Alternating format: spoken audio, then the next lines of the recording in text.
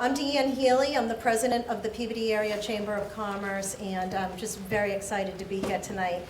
It's been a long time planning and in the making. So I want to thank you all for joining us for our local version of Shark Tank. As a business organization, the Peabody Area Chamber of Commerce continually looks for ways to empower businesses to succeed while enriching the community. And when the Young Entrepreneurs Academy crossed our line of vision, we knew immediately that this was something that we wanted to bring to the North Shore. The Young Entrepreneurs Academy, or YEA as we call it, is a groundbreaking 30-week after-school program that instills real-life leadership skills and business skills in kids age 11 to 17. It goes much more in depth than some of the other programs that are out there, moving beyond teaching concepts to actually implementing these ideas. And they say it takes a village to raise a child, and well, in our case, it took a whole business community. We couldn't be here tonight without the support of so many companies and organizations and volunteers who provided time, money, and services to make this program a reality. So please join me in giving them a round of applause to our sponsors, and be sure to thank our volunteers. They're all listed in the program for sharing their expertise with these group of students. But before we get started, I'd like to introduce a very special person. Someone who recognized the power of the YEA program and wanted to see it succeed. Community Credit Union pledged a 3-year commitment to the Peabody Area Chamber to help us get this program off the ground. Please join me in welcoming Dr. Nick Sarantopoulos.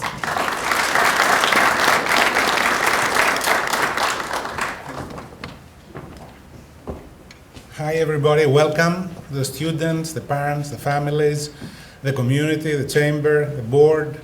Thank you to all of you. You're doing a great job at the chamber. Without you, we wouldn't be here tonight.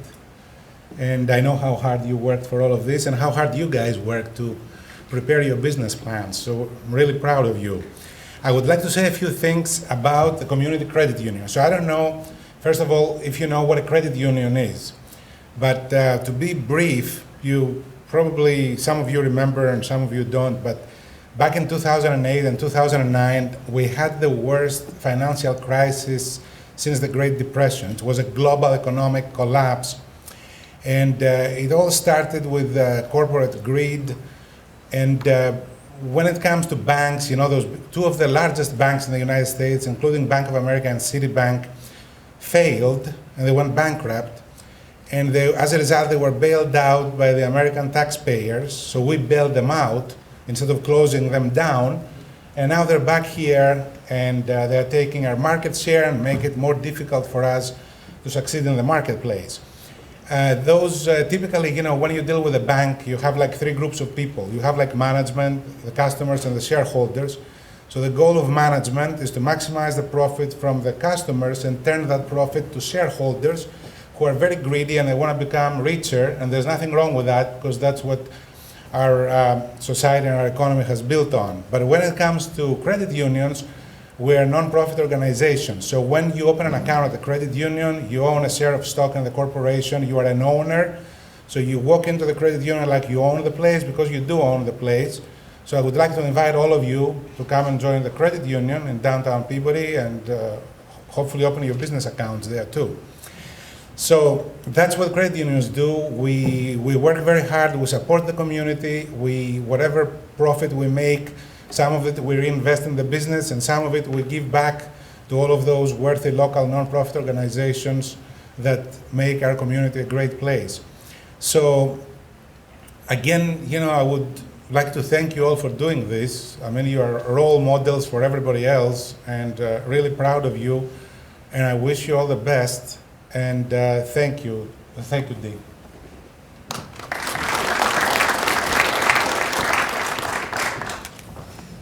Thank you, Nick. And I'm sure you're going to see that these kids have done you proud. The YEA program is broken down into 3 sections. The first 10 weeks is coming up with an idea for the business. The second 10 weeks, which the students have just finished, focused on writing a business plan. And following tonight's event, the students move into the final phase of actually launching a real-life business. Kathy Bedreau of Circle Insurance has been there every step of the way, acting as one of the instructors for the YEA program this year through all 3 phases. Please join me in welcoming Kathy Bedreau, who will introduce the panel of investors.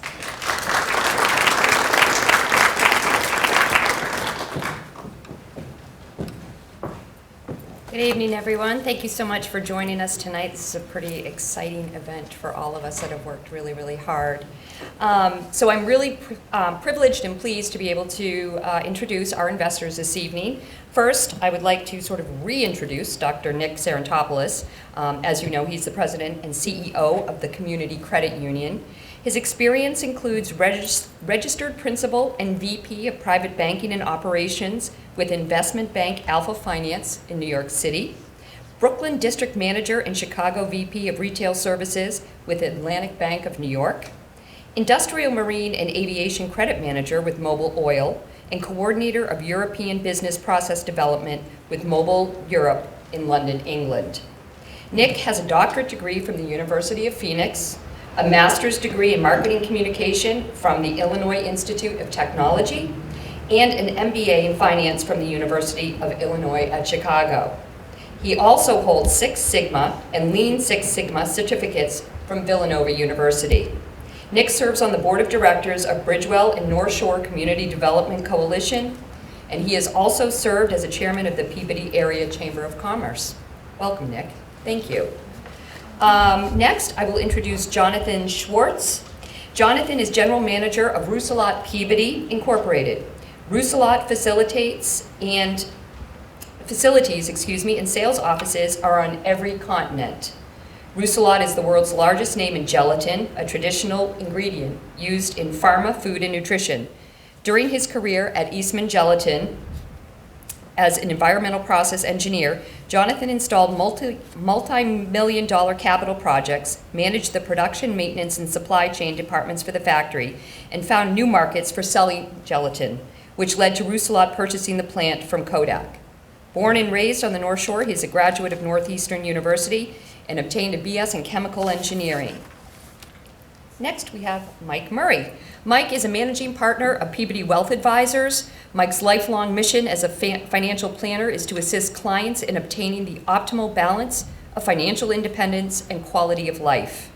Michael provides independent, objective financial advice delivered in a cost-effective and transparent manner in order to help reach his goal.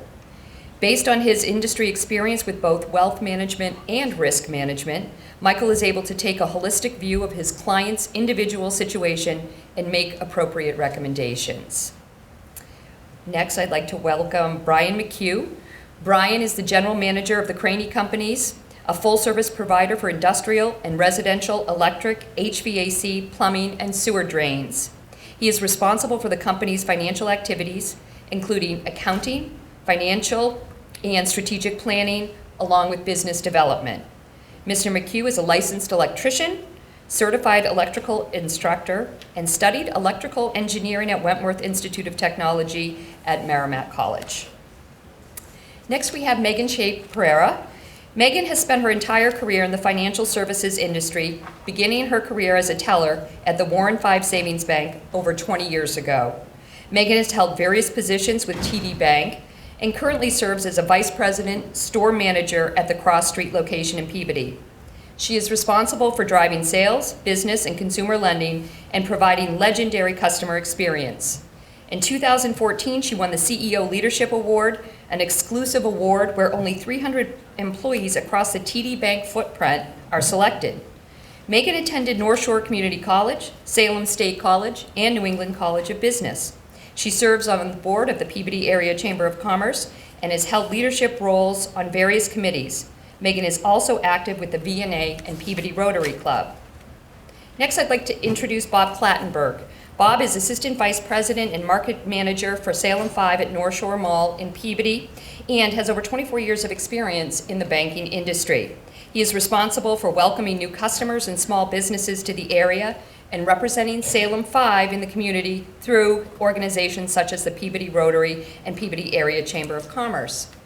Bob also volunteers his time to coach Linfield Little League for the past 8 years, Linfield Youth Basketball for the past 6 years, and has served as a religious education teacher at Our Lady of Assumption in Linfield for the past 12 years.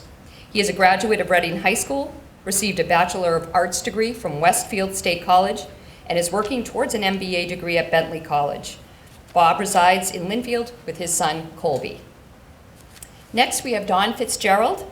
Don is Senior Vice President and Chief Financial Officer of Energi Incorporated, an insurance and risk management company focused on the U.S. energy industry and headquartered here in Peabody. He is responsible for the company's financial activities, including accounting, financial and strategic planning, treasury, shareholder relations, and merger and acquisitions. Mr. Fitzgerald holds a BS in accounting from Bentley College and an MBA from Babson College. Next, we have Phil Richard. Phil is the president of Phil Richard Insurance and managing partner of MassPay Insurance Services, LLC. Phil Richard Insurance started 29 years ago as a one-person firm and has grown to a 15-person company. Phil has always been committed to his community and its causes and is committed to providing a wide range of products and pricing options to new and prospective clients. The agency's area of expertise is with contractors, retailers, nonprofits, restaurants, professionals, and some manufacturing classes. On the personal side, they excel in the placing of flood insurance and advise clients on maximizing savings and minimizing the likelihood of unpaid claims. Phil went to St. John's Prep and then graduated from Norwich University. He currently is on the board of directors of the Mass Agents Association, Clara and Harvey Pillsbury Foundation, Peabody Education Foundation. He's a partner with XE Ware Agency Management Group and Lakeshore Park Association. So here is our group of investors. Thank you very much. And next, Deanne just asked me to take a few minutes and describe to you what the past 5 months have been like. So when the students and I and Maria and Mike first met, it was October 28th on a Wednesday. It was dark, it was already getting cold, and it was raining. And it proceeded to rain every Wednesday night for the next 5 weeks that we met. I didn't know if that was an omen. I thought, oh, this can't be good. So when we met, we were taking the students' ideas from concept, knowing that after the 30 weeks, we would have the execution stage of things. But we were together in that Maria, Mike, and I had never really taught a class, and the students had really never formed a business. So it was all new to all of us. And throughout this entire process, I do have to say that someone has worked tirelessly, giving a number of hours of her own time to make sure that these students are successful in their venture. And I do have to point out that Maria Terrace has been an amazing program manager, and I just have to thank her. You're outstanding. So none of this would be possible without Maria, your energy, your spirit, and your kindness. But I do want the investors to think about one thing. So a lot of startup CEOs do this full time. So they decide they're going to leave their current job, they're going to start up a business, and they go at it 150%. That's all they're doing. As you're watching these students, these future CEOs, be thinking about the fact that not only did they start up their own business, they're full-time students. 2 of them applied to college and got accepted, which we're very excited for, Camilo and Ashley. They also are athletes, they have families, and they're teenagers. They're extremely, extremely busy. So as you're listening to these students, realize that they have worked so hard and are so dedicated to their success. And I needed to mention that because it's not easy. It's not easy to be a CEO of a company that you're starting up when that's your full-time job. It's even more difficult to think that they did this managing all their other roles. So I'm so proud of you. You students, you guys have done an amazing job. And it's been a learning experience. We've loved it. And now we have 1 year behind us with many more to go. So thank you.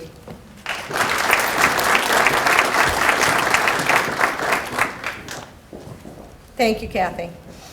And I'm just going to add a few words to what Kathy has said, because as I've watched this program unfold over the past 5 months, it's become clear that this group is no different than what I see every day in the real business world. Some have powerful ideas, others are great at execution, some better at marketing, others not so good on the details or open to constructive criticism. After all, it's tough being a business owner, and especially a small business owner. We had 8 students in our inaugural class this year, and we were impressed with every single one of them.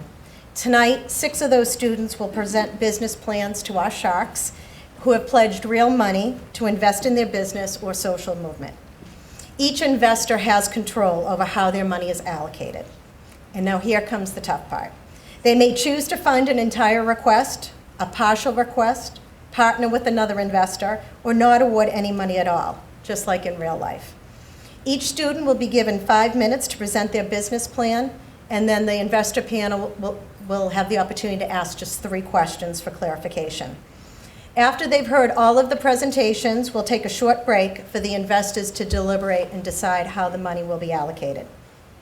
So I ask you, are you ready, Sharks? I know our students are. They've prepped, rehearsed, rewritten, and are ready to present their ideas. So first up is going to be Monica Carrera. She's a multi-sport athlete and sophomore at Peabody Veterans Memorial High School and understands the physical and emotional benefits of being an active individual and teammate. Monica is starting a social movement called Sports Across America that collects new and used sports equipment to donate to local and underserved communities. While starting the local, she plans to grow and help communities across America and eventually across the globe. Please join me in welcoming Monica Carrera.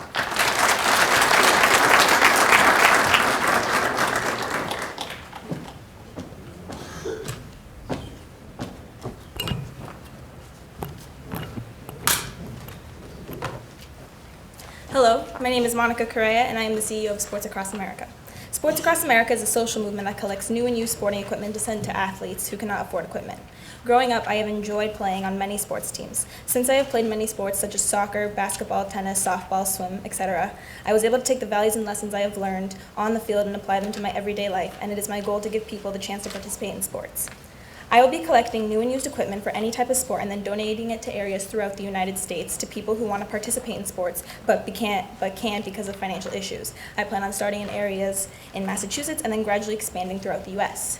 My idea to start Sports Across America sparked from an experience that I had last year.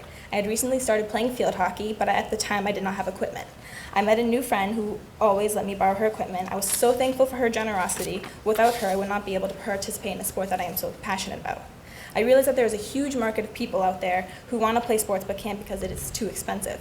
There are many fees when playing sports, such as fees for equipment as well as fees just to play in a specific sport. For example, at my high school, there is a fee of $150 per sport a student plays. My short-term goal is to help over 200 people and gain 501c3 status within the first year. 501c3 status changes Sports Across America from a social movement to a legitimate nonprofit organization. My long-term goal is to donate sports equipment outside of the U.S. and to introduce and promote popular American sports to people from other countries. Although I acknowledge that I do have competitors, I believe that my social movement is unique for a few different reasons. One of my competitors is Sports Gift, which focuses on giving donations of sports equipment internationally. My other competitor is the Sports Shed, which focuses on giving donations of sports equipment to areas in Chicago. Our competitive advantage is that we will be providing sports equipment to people all over the U.S. and hopefully soon outside of the U.S. Our current target market is ages 5 to 25 in the greater Boston area. More specifically, I am directly targeting children, teenagers, young adults, and low-income families who are interested in playing sports. I recently sent out a survey to Lynn Marshall Middle School, and out of 70 surveys, 21 students said that they were in need of some type of equipment, and a couple also said that they do not play sports because it is too expensive. In addition, the Aspen Institute Project Play took a survey on youth sports issues and found out that around 2.6 million fewer kids within the past 5 years have been playing sports, and 70.3% of this decline is due to the cost of participating in sports. Marketing tools that we are using are social media platforms such as Facebook, Twitter, Instagram, etc., which is at Sports Across America. If interested, please follow my account and like my Facebook page, Sports Across America, as well as my Twitter and Instagram. We also plan on having radio commercials as well as continuing to send out surveys. I also have donation boxes where people can donate equipment in 6 locations. To name a few, Boston Children's Hospital and Sarkeesian Sports, both located in Peabody, and I have already collected lots of sports equipment. I also have a GoFundMe page where people can donate money, and that money will be going to the startup costs of my movement as well as purchasing equipment to donate. I currently have $278.72, so that's really exciting. Since I will be donating sporting goods, there are no costs per unit of manufacturing. We intend to launch and start collecting donations, and then we anticipate that we will have higher income figures prior to fall sports season and lower figures during the winter holiday. We are not selling a product, so this slide is not applicable. Listed here are the average monthly operating costs. These costs are separated into fixed and variable cost. The total variable costs include the office supplies expenses and the program expenses. The total fixed costs represent the legal licensing expenses, the web hosting expenses, and the insurance expenses. And finally, the total operating cost is the sum of the variable and fixed cost. As you can see, some spaces in the chart are blank. These expenses are blank because they are not applicable to the social movement. In a month, our total sales, gross profit, and total operating costs are $340. In a year, it goes up to $4,080. In a month, the fixed cost is $171.25, and the variable cost is $168.75. In a year, the fixed and variable cost will be $2,055. Shown here are the expenses I wish to cover with investor panel money. The total is $800. To clarify, $195 represents 4 months fixed costs. The remaining $605 is going toward legal and accounting, which includes gaining the 501c3 status.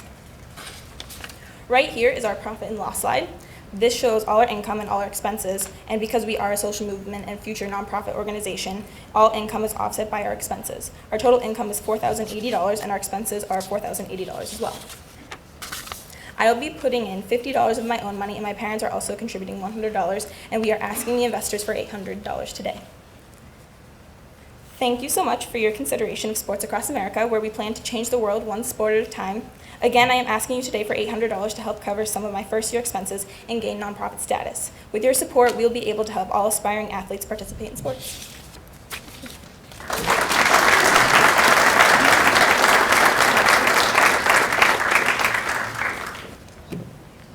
Great presentation. Could you please tell me about the future of your nonprofit Sports Across? How do you see that 5 or 10 years from Sure. now? Do you see yourself in it, or? Yes, so in 5 years, I have a 5-year goal, and basically we want to not only be collecting and donating sports equipment in the U.S., but also outside of the U.S., because outside the U.S. there are plenty of other people who cannot afford sports equipment. And then for the time being, for the first year, I wouldn't be taking in any profit because my profit is basically seeing the happy faces of people who are getting equipment, because sports is very important to me and I want to bring that out to other people. And then so definitely within time expanding from not only local but throughout areas in the United States and then going global. Thank you. Thank you. Hi, Monica. Great Hi. job. Thank you. As a parent of a son who plays many sports, I can attest that there's definitely a need for this. My question is, how are you going to identify people that need the equipment? So I've been doing research over the past couple of months that I've been in the YEA program, and I've been searching up local areas with student areas or students in schools who would not be able to purchase sports equipment because it is expensive. As I mentioned in my presentation, I have been sending out surveys.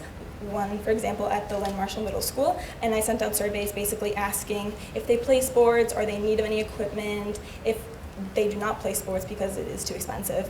And I got a ton of feedback, and definitely once I start collecting bundles of equipment, that is definitely going to be the first place I donate to, because I know what they want and I know that I'm not going to just disregard them just because I sent them a survey. There's a need. And then I also plan on sending out other surveys as well as doing more marketing research. Ashley, that was fantastic and impressive, I must say. I personally really much enjoyed the marketing piece that you passed out before your presentation. The one question I have is in your expense load, the $4,080 a year. How do you see yourself being able to raise that amount on an annual basis if you're doing it for 5 years? What do you look at as your main source of funding for that? Is it your GoFundMe? Is it going to businesses like ours and asking for donations? Yes, definitely. I originally started up the GoFundMe page to start up for startup investments, as well as helping to even purchase equipment in case we were to get a certain month that we would have that there would be not as many donations as a second month or a month beforehand. So definitely the GoFundMe page has been helping us a lot, and definitely going to other businesses and requesting donations, give them a presentation like this possibly to see if they would be interested in donating. And definitely I plan on having fundraisers where people can come and their ticket would basically be a donation of either money or sports equipment. And that's how we plan on gaining funds. Thank you.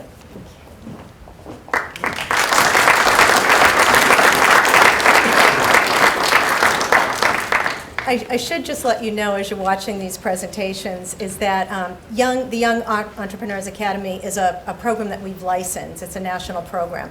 And so they set the criteria for the presentation. So there are a minimum number of slides that every student needed to use, even if it didn't apply, as in the case of some of the social movements that you'll see.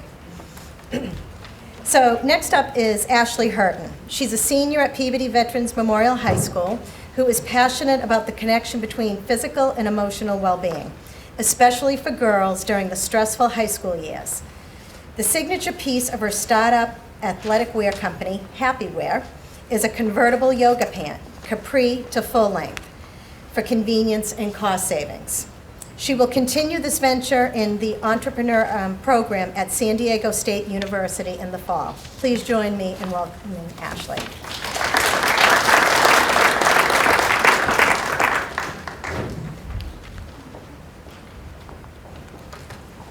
Hi, I'm Ashley Hurton.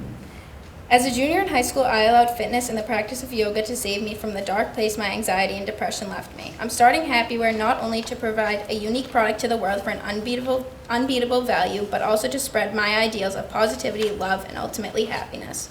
I would like to clarify the message of how important it is throughout life to be both physically and mentally healthy. I got the idea for my signature product on a winter night when I was leaving my hot yoga class. I was wearing my favorite leggings, which happened to be capris. I realized how cold it was going to be when I stepped outside, and then I realized how useful it would be to have a connecting piece that could turn my favorite capris into full-length pants. My business is a fitness apparel line for women of all ages. Our signature product will be convertible leggings. There will be a zipper just below the knee, allowing consumers to wear the leggings as capris or full-length pants. This aspect allows the consumer to buy essentially 2 pairs of pants for the price of 1. A customer can purchase the leggings on myhappywear.com, my store on Etsy, or through my presentation at a participating studio. HappyWear will donate 15% of profits to the Brain and Behavior Research Foundation, an organization which has awarded $346 million worldwide, helping scientists to understand and treat mental disorders such as anxiety, depression, ADHD, autism, bipolar disorder, OCD, and PTSD. My short-term goal is to have my product sold in 3 locations aside from online and to sell 20 pairs by August of 2016. It is my goal to have them in studios because it would be very convenient to the consumer. I will continue to find locations to sell HappyWear in by networking. My long-term goal is to sell my product at San Diego State University in the fall as a 100% retailer, so I do not have to deal with wholesale costs. I will do this by working with Bernard Schroeder, the director of the Lab and Entrepreneurship Center at San Diego State University. My competitors are Lululemon and Lucy Hatha. Lululemon does not carry a product like my signature leggings. Lucy Hatha's convertible leggings have a drawstring, which does not allow for there to be a removable piece. With HappyWear signature leggings, the customer is getting 2 pairs for less than 1 of our competitors. The athletic apparel market is only growing. In 2013 alone, women's activewear reached $11.5 billion in sales. The market is expected to grow at high rates because consumers continue to accept activewear as streetwear. When I conducted a survey at my high school, I saw that 92% of girls that exercise are interested in my products. Of girls who do not exercise, 80% are still interested. This exhibits the huge market for HappyWear even outside of our targeted market of athletic women. I will reach my consumers both physically and virtually. There will be a HappyWear display at Sarkeesian Sportswear in Peabody. Empower Yoga has also agreed to let me speak to classes to showcase my products and tell them why I'm doing this. Communicating with classes will help me to spread word throughout the community. I have also been in contact with Becca Peasy, a marathonist who has offered to help me set up a table to show HappyWear at her race expos. I will also post through social media about my product and ideas. 1 unit is 1 pair of the signature leggings. I have based my cost per 25 as that is what we will be ordering through Boxercraft. It will cost me $316.25 to have 25 signature leggings manufactured. I expect to sell more product during the winter than in the summer due to the holidays and weather conditions. In the winter months, I expect sales to increase from 80% to 100%. Including labor costs as well as supplies, my total cost of goods will be $27.65. At a retail price of $50, my gross profit per unit will be $22.35. My average monthly operating costs total to $69.25. If Happyware sells 4 units a month after all costs and taxes, there will be a net profit of $13.05 per month. Selling 4 units a month for all 12 months of the year totals to 48 units. Therefore, the yearly net profit for Happyware is estimated to be $156.75.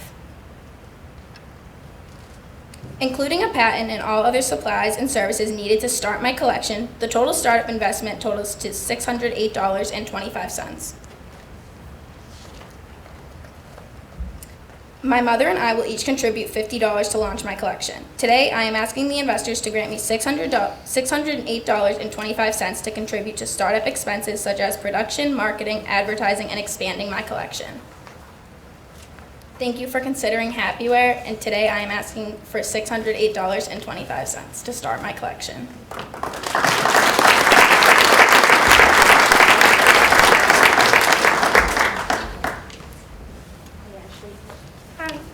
Great job on the plan. My question is, if the demand takes off, how are you going to keep up with the demand? I'm working with Boxercraft, which is a wholesale manufacturing company. So, typically they have orders of 2,000 pairs, but they're working with me as they know I'm a startup business. So we're starting out small, but if it does take off, we're ready to go. Ashley, very nice job. Thank you. On the marketing plan, you mentioned like you surveyed the students. Did you do any surveying or discussion with any of the yoga clinics or studios? Yes, I've talked with people that go to my yoga classes, and I've talked with my teacher as well. My teacher said that she definitely sees a need for it and a use for it. And people in the classes as well have heard what I plan to do, and they thought that it would be useful as well. Thank you. Great job, Ashley. So how did you come about determining what you're going to charge for repairs, and do you think you're charging enough compared to your competitors? Well, I wanted to keep the costs below what my competitors have, but I used a multiplication factor so that I could see my marginal profit to be 58%. So that's how we determined it, based off of the costs that I had. So. Thank you.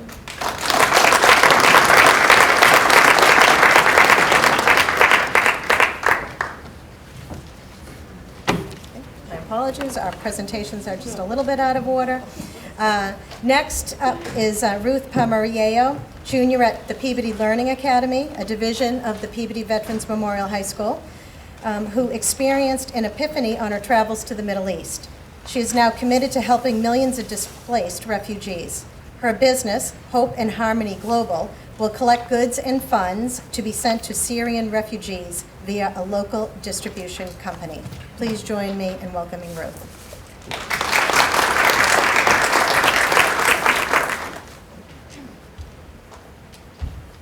Thank you, Deanne, for that lovely introduction.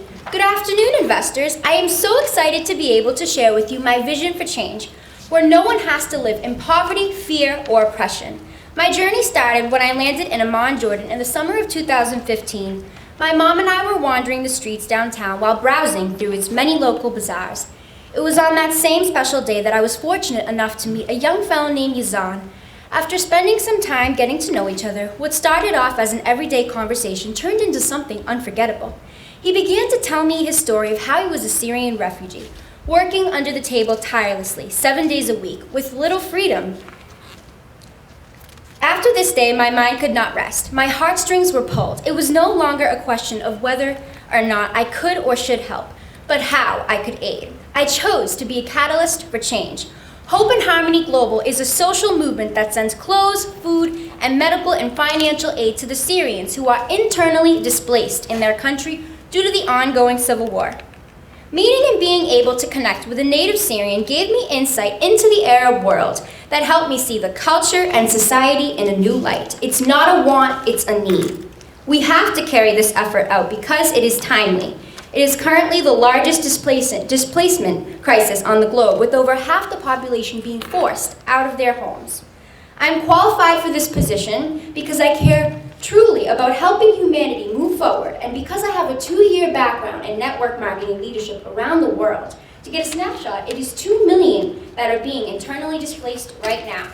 HHG will host container drives that will benefit New Day Syria, a nonprofit organization that sends huge vessels full of hope, love, and relief that is collected and put together to be sent down into northern Syria and into bordering countries as well. This summer, we will come together with families and citizens to host fundraisers and container drives. The goal is to sell 25 promotional t-shirts by the end of June of 2016. Something else I'm really excited about is to raise awareness to the hardships that internally displaced Syrians face. In the summer of 2017, HHG's team will travel to Jordan on a mission to volunteer at the United Nations Refugee Agency makeshift camps and bring goods to the people living there. This is a great goal because outreach to Syrians personally is always better. The social movement is different because we are the only organization in the state of Massachusetts who has taken affirmative action to raise awareness and to do something about it. We recognize that refugees are humans too. HHG is to target young adults because the future of society lies in the hands of the youth. Our target market is Massachusetts. The ISBCC Cultural Center in Boston is a hotspot for marketing. HHG and network marketing to young adults likewise. From what I've observed, the environment is very community-spirited and huge in numbers in terms of the families that gather on a day-to-day basis. HHG wills to travel to many organizations like this and institutes to spread the vision of hope and harmony global. HHG will reach its customers by network marketing in areas all over Massachusetts, since word of mouth is truly the strongest way to network and to market your business or product. We will be setting up tables at organizations to raise awareness. Promotional and commemorative t-shirts will be for sale at all events.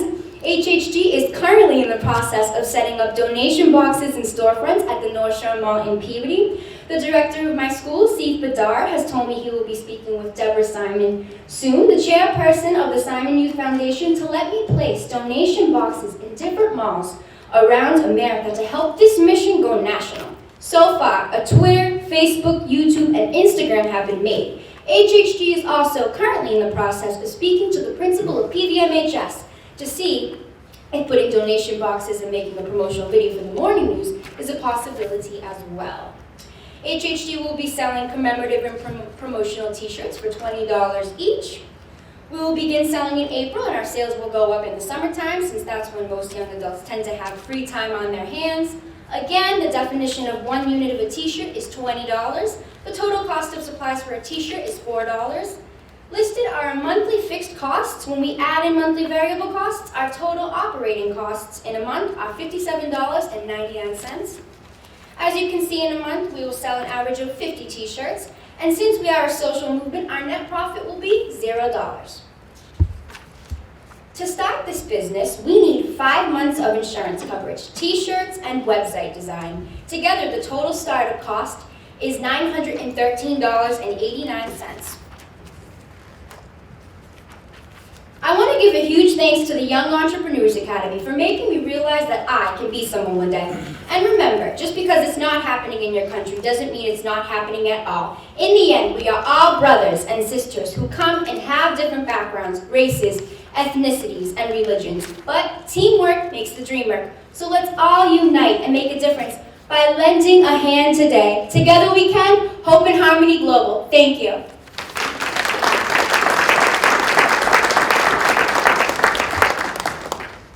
That was a fantastic presentation, thank you. It's very well thought out and certainly, a very worthy goal. I guess rather than a question, I'm involved as a director of a nonprofit, and I do know that getting the nonprofit status can be a pretty rigorous exercise. We were lucky enough to find a CPA who also has some tax experience that helped us to get that filing. So I guess I would offer to you, or if you know somebody, they might be very helpful in helping me get that status, and if not, we'd be happy to talk to you as well. But great job, and really a worthy cause. That's wonderful, thank you. Thank you. Great job. Excuse me, great job and a great cause. I just had a question regarding your the containers, and you're hosting the container drives. What would you do with like storing the product, or what do you anticipate getting in those container drives? Within the first few container drives that we have, depending on how much donated goods we will be receiving, I have a very large garage at my house, but in the event that we get loads and loads of donated goods, which hopefully that will happen, I will travel to New Hampshire, which is where New Day Series headquarters are, and I will go ahead and give them all the donated goods if there's no space left. They have more space than I do. And what about disposal of the things that you can't use? Disposal of things we can't use. Anything else that we cannot use, I guess I would like to donate it to any other causes that maybe can use those goods. I wouldn't want to just leave it in the trash can. Okay, and lastly, there are storage facilities available if you need help. Good to know. One more question. I'm sorry, maybe I missed it when, as you were presenting. Where are those supplies, the donated goods are going to be distributed? To Syria, Jordan, Europe?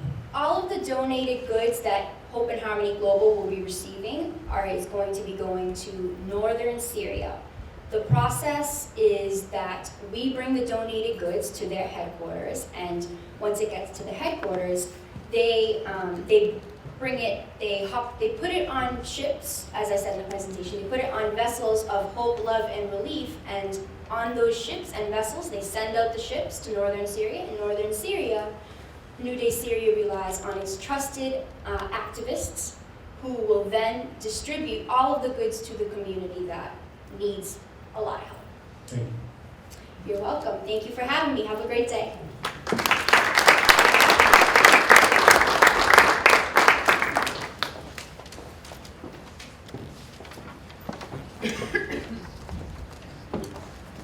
We've heard 3 social movements, and now the next 3 presenting are going to actually be businesses. Reagan Velez is a junior at Peabody Veterans Memorial High School. She loves coffee and helping people. She dreams of opening her own cafe that employs the homeless and displaced student art. Java Love proceeds will be donated to a local food pantry in Peabody, a haven from hunger. Please join me in welcoming Reagan.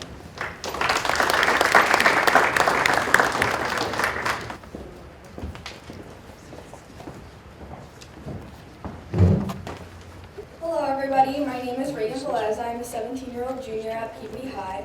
The name of my business is Java Love. It is a pop-up coffee shop located on 64 Main Street, Peabody, Mass. We are a sole proprietorship desiring to serve a high-quality coffee brew in the familiar downtown location. Once we have begun to show a constant profit, we will incorporate giving a percentage to our local food pantry haven for hunger. As a startup business, Java Love has a short-term goal to establish its first pop-up shop in Peabody Square, supported by the Community Development Office at City Hall. After gaining some loyal clients, we hope to reinvest into the business and expand our product as well as locations such as the Boston Children's Hospital in Peabody. Although there are many opportunities to get coffee in the area, our main competitor is the local Dunkin' Donuts. Dunkin' Donuts is a popular coffee shop. However, Java Love will provide a more intimate setting, service, and quality brew. We plan to price our coffee competitively. Our location is in Peabody Square. There are roughly 55,000 residents in Peabody, and a certain percentage of those folks will be passing through the downtown area each day. Approximately 83% of adults in the U.S. drink coffee, which is an average of 3 cups per day per person. Also, on any given day, almost 75% of U.S. children and teens consume caffeine, and lately have been drinking more coffee than soda. Java Love will be located in Peabody Square in June 2016. Our products, to begin with, will predominantly be iced and coffee with flavor options with the hopes of expanding the product line to fit the customer's needs. Java Love will be promoted through social media such as Facebook and Twitter. Our target customers are residents, commuters, and local workforce. The cost for Java Love to produce 1 cup of coffee, including sugar, milk, cream, cups, and the coffee is 33 cents. Java Love will be open for 3 months starting in June. We predict to sell about 40 cups a day. Our hope is to progress in sales as the months go by and watch that number grow. Including the cost of supplies and labor per unit, the total cost per unit is a total of 83 cents, leaving us a gross profit of $1.67 per cup. The average monthly operating cost is a total of $123, including phone and internet service, insurance, web and graphic design, a web domain, and cleaning and office supplies. The projected monthly income would be a total of $894.15, and a yearly income would be $2,682.45. The startup investment would include cups, straws, milk, cream, coffee beans, sugar, and ice, coming to a total of $942. This will cover all 3 months of the operation. For a total startup investment, I personally have saved $50 and was given another $50 from a relative. I am now asking the investors for a total of $842. Thank you for considering Java Love, drink coffee, and spread love.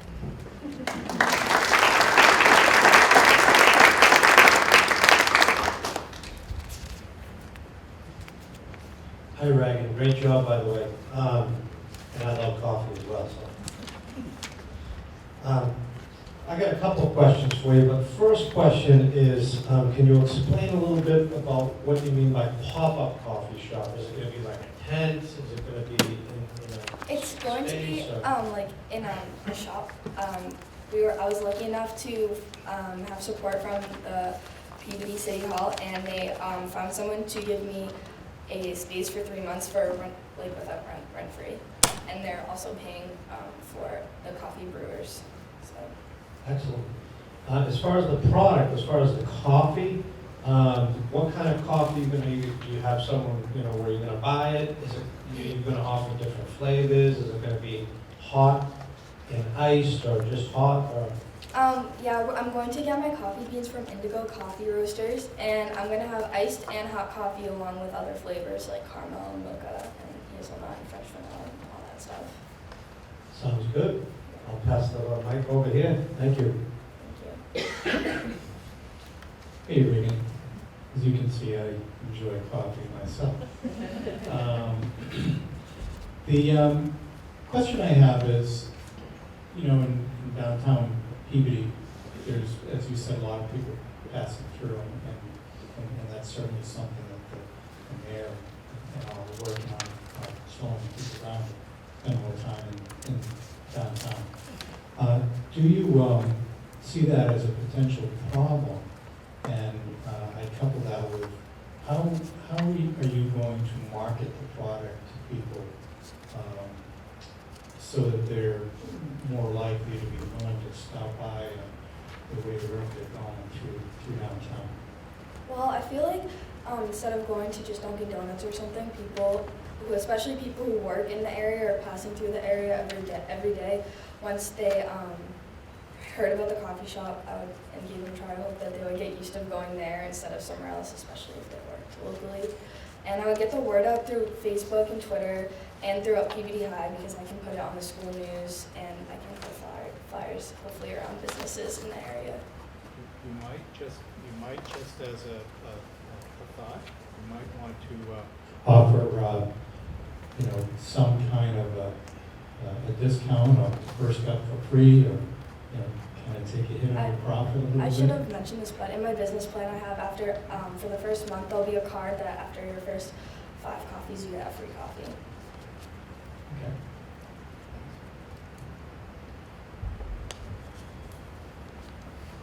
Hi, Reagan. Great job. My question is it just going to be you managing the business right now? Do you have any help, and what are the hours going to be?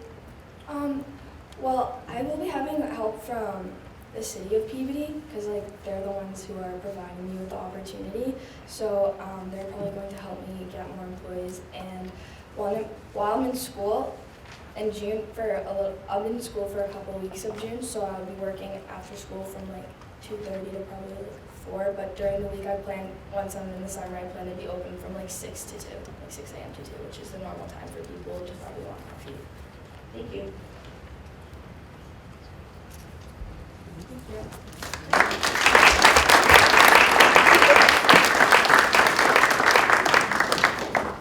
Okay, next we have Camilo Hernandez. Camilo is a native of Colombia who settled in the U.S. 4 years ago. Currently, he's a senior at Linfield High School, and he intends to follow his dream of fashion design in college. His desire to supersede Michael Kors in this industry begins with the YEA business, the Camilo handbag. Please join me in welcoming Camilo.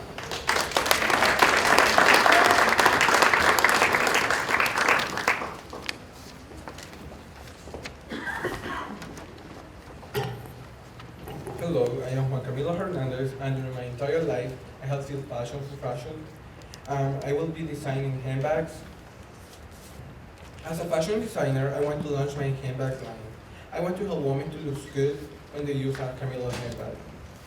I want to enter to the manufacturing and retail industry. I know that women want to feel unique, powerful, and elegant without spending a lot of money.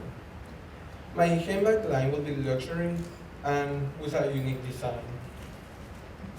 The woman that I designed for is a woman that is interested in high fashion. My potential customers are women from ages 15 to 15. I plan to start selling my handbags in the Northshore community and in my high school. These are my handbags that I plan to sell during 2016. The handbag collection will be with a high quality and a good price.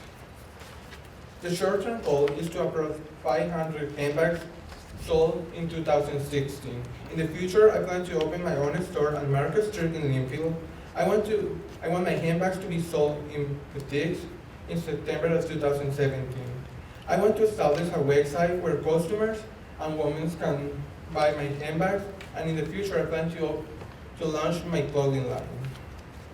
The price of the handbag will be $85, and first they will be sold at local boutiques, trade shows, and craft fairs. I plan to pass out business cards at the mall, at my high school, and in Market Street. My target customers are high school students, businesswomen, and stylish women. I have a lot of competition in this industry. For example, Michael Kors, Coach. But my handbags will bring a new design to the industry for a good price and good quality. I will require $800 to start my business. I plan to use the money to purchase materials like leather, fabric, for the shipping and manufacture of the handbags. I hope to start selling the handbags during May. First, I want to start selling 20 handbags during May and increase to 150 for December for Christmas time. I will use the $800 to buy supplies. And I want to incorporate a special kind of fabric inside the handbags. These are the costs that Camilo's handbag will cover. That goes from shipping to insurance. These tables represent the income statement of the company, and he shows the different costs that Camilo has to cover during the year of 2016. This chart shows how I am going to use the money in the beginning of the business. Once again, I am asking for $800 to start my handbag collection. Thank you for your consideration.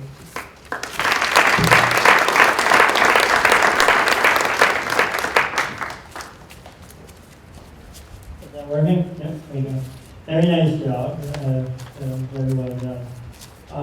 Again, or similar to my earlier question, on the marketing, do you have any more examples or people's interest in your handbags? You have the pictures and whatnot. How do you know people will want to buy them? I asked my friends and my teachers in high school. I bring 3 pictures of different handbags, and this was the one that they choose, like something new. That I don't want women to fall in the same trend, in the same brands. I want a different brand. I want them to feel unique. Okay, thank you. Thank you, Camilo. Great job. Great job, Camilo. How many different styles and colors are you going to have to start with? The colors will be black, white, gold, green, and yellow. This is the beginning. This is my first handbag that I designed. But I want to sell wallets, another kind of handbags, another style of handbags. Very good, thank you. Well, that was a great job, great presentation, thank you. I don't know anything about handbags, I don't own one, I can tell you that. But just a question on your pricing here. I know they're very expensive, I think you can spend thousands on a handbag. You had some examples up there at about $300, you got a price point of $85. How did you set that price point? Once again, I asked my friends at high school, because they are high school students, they don't really work, or they don't have the money to buy a expensive handbag for good quality. I want to give them that. I want to give that opportunity to my customers to have a good quality handbag for a good price that they have the money to buy. Okay, great, thank you. Thank you.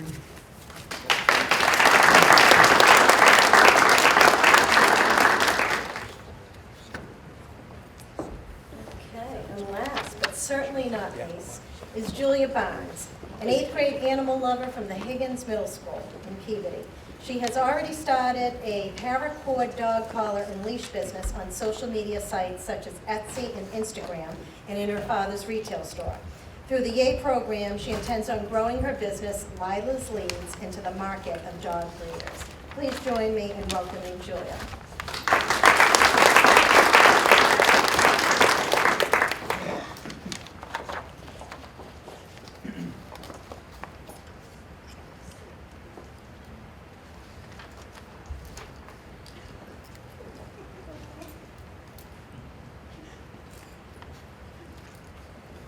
Hi, my name is Julia Barnes. I'm 14 years old and I'm the owner of Lila's Leads. I make custom crafted collars and leashes out of rope material called paracord. I chose paracord because it is easy on the dog's neck while still being very durable. I started Lila's Leads because I've always had a passion for dogs and dog training. Once while training my dog, her leash broke and I almost lost her. I knew that there had to be a way to make a better, more durable collar or leash. My collars and leashes come with a guarantee that if they break, I will repair them for little or no cost. Lila's Leads is a business where I make custom crafted collars and leashes. I make all of the collars and leashes handmade. I eventually hope to mass produce them. The collars I make are made out of very strong material called paracord. Paracord is very easy on the dog's neck because it is a rope. My product is available for purchase online at Etsy.com and at Bay State Firearms. My product can be shipped if bought online and picked up in stores. Some goals for my business are that we will have sold worldwide by the end of 2017, we will sell at the Puchapalooza, and by the end of 2016, we will be selling in 2 local stores. I have 2 competitors, but they are only online. Unlike them, I have my collars in a local store also. My prices are also less expensive than theirs while still being as good or better quality. Our target market is Massachusetts for in-store sales and USA only for online sales. According to a recent census, approximately 37 to 47% of all households in the USA have a dog. If 319 million people live in the USA, then I have just under 159.5 million potential customers. I am going to reach my customers through Etsy, Facebook, and my website. I will also hand out my business cards and brochures at events. I already sell at Bay State Firearms where I have sold over 20 collars and leashes. At the end of each month, I will also be donating a certain percentage of profit to local shelters and rescues. 1 unit is a dog collar. We sell them based on size, but for a 24-inch collar, it costs $20. After deducting the labor and supply costs, we have a profit of $8.95. As you can see, we have the whole chart filled in. We started keeping track of sales at the beginning of 2016. I predicted all of the sales after March. Our sales will go up during holidays since that is when we believe people will purchase their dogs' holiday-themed collars. We also predict it will go up in April due to the trade show. Again, the definition of one unit is one dog collar. You can see the list of what goes into a dog collar. The total cost of supplies is $1.05. Listed are our average operating costs. When we add in any operating costs, our total will be $340.40. As you can see, in a month, we will sell an average of 4 collars. After factoring in all of our costs, our net monthly profit will be $11.85. In a year, we project selling 48 collars. Our net profit will be $142.20 after accounting for all expenses and taxes. To start my business, I need supplies to create collars and leashes, brochures, and business cards, as well as materials and other required items. Together, the total startup cost is $588.50. I will be putting in $50. That means we will be asking the investors for $588.50. If I were to not receive all the money I am asking for tonight, I will work with what I do get, and I hopefully get a profit to be able to make more collars and leashes to sell. Thank you for your consideration of Lila's leads. Again, I am asking you today for a total of $588.50.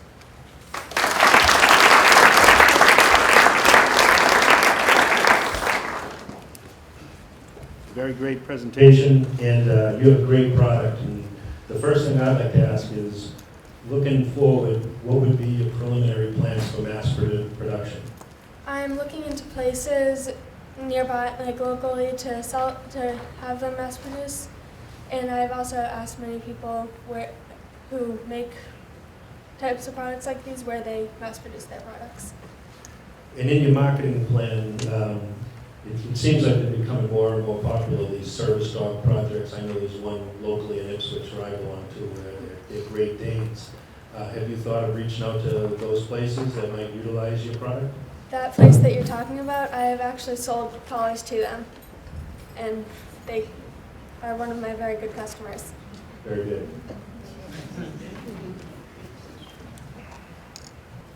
That's a great job, great idea. Can you see using other products for dogs in the future in addition to those pieces? I'm working on making harnesses and other types of collars too. There's a lot of types of products for dogs, and I'm working to make all of them. Thank you very much. Great job. It seems like a really good product. The collar's very heavy duty. I like it. Gonna kind of piggyback on what Nick asked. I'm a dog lover, and I have a small dog, a 4-pound dog, which obviously that collar wouldn't work on a 4-pound dog. So, are you going to make different size collars for different size dogs? Or? We do make different size collars, and I'm trying to find a design that will work for small dogs. But as of now, I don't have a design for very small dogs. All right, thank you. Thank you.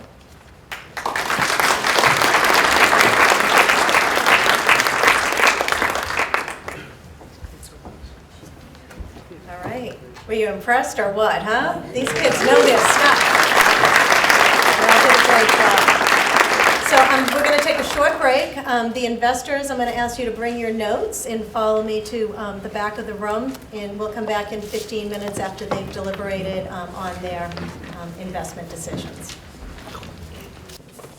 Well, on behalf of the investors, I can say that they were very impressed by everything that they saw and heard tonight, so you guys did a great job.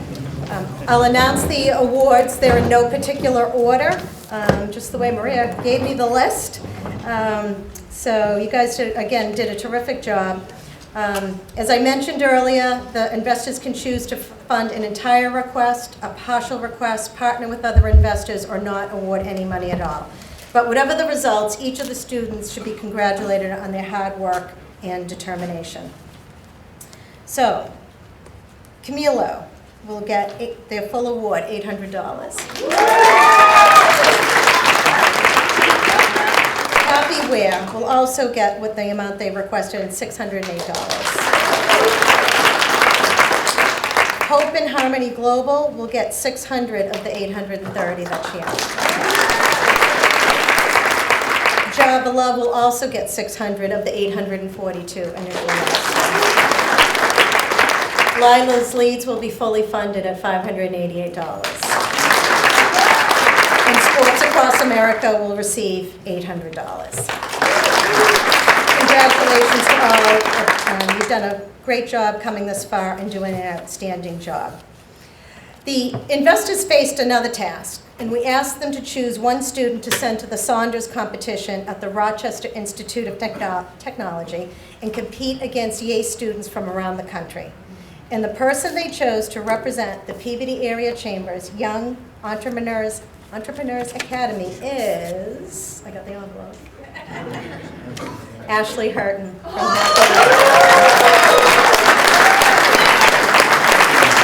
Ashley, I'd like you to invite you to join me on stage.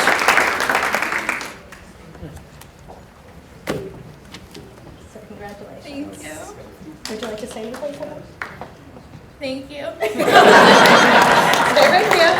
But wait, we have another announcement, and I'd like to ask our chairman of the board, Chris Pesci of Northshore Bank, Nick Sarantopoulos of Community Credit Union, and Brian McHugh of Craney Companies to join us up on the stage as well.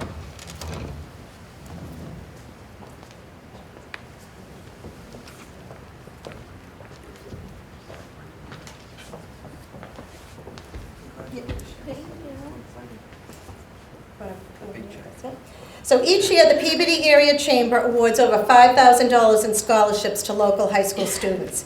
And this year, we established a new scholarship for the Young Entrepreneurs Academy student. So congratulations, Ashley. You'll receive $1,000 toward your college education.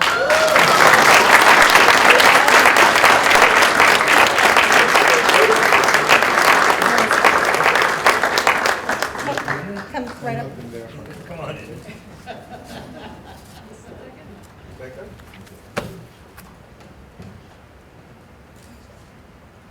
We might want to take another one outside. Yeah.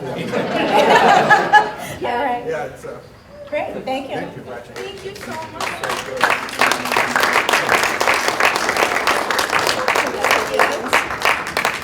Okay, so what happens now? These students will work to put the finishing touches on their products and services, websites, and promotional materials. So I invite you to join us on Saturday, April 30th for the trade show at Northshore Mall, where our entrepreneurs will promote their products or social movements to the general public, and you can see the final results of their hard work. The trade show is being sponsored by the Northshore Mall, Brooksby Village, and the Rotary Club of Peabody. But it doesn't end there. The skills our students have learned will serve them well in the future, whether they decide to continue with the business they conceived here tonight, take what they've learned about entrepreneurship to start another venture, or use their skills as future business leaders. I'd like to extend a personal thank you to all of our YEA students, their parents, and our volunteers, especially Maria Terrace, as Kathy said, our program manager. Classroom instructors, Kathy Boudreau of Circle Insurance, Mike Murray of Peabody Wealth Advisors, Nicholas D'Onofrio of Boston Children's Hospital, and Matt Genzali of MRG Construction, which will join for the third phase. And I'd also give a special shout out to Christine Bruno, who started off as a graphic designer and stayed on to help in many other capacities to get these kids where they are tonight. The students weren't the only ones learning this year. As the first time running this academy, we had our share of ups and downs and aha moments. Your patience and understanding has been appreciated. And now that we understand what all the moving parts are, we know what to expect for next year's class. And if you've liked what you've seen tonight and know a student who is interested in participating in this program next year, applications are available. The Academy is open to any student aged 11 to 17 years from any community on the North Shore. A special thank you to Community Credit Union for their support of the YEA program. Our investor panel, Brooksby Village for hosting tonight's event, and Peabody Access TV for covering the event. PIP Printing and Promotions New England helped our printing needs, providing the banners and posters for the event, and they'll also be providing professional business cards for each one of our CEOs. Thank you for joining us, and have a good night.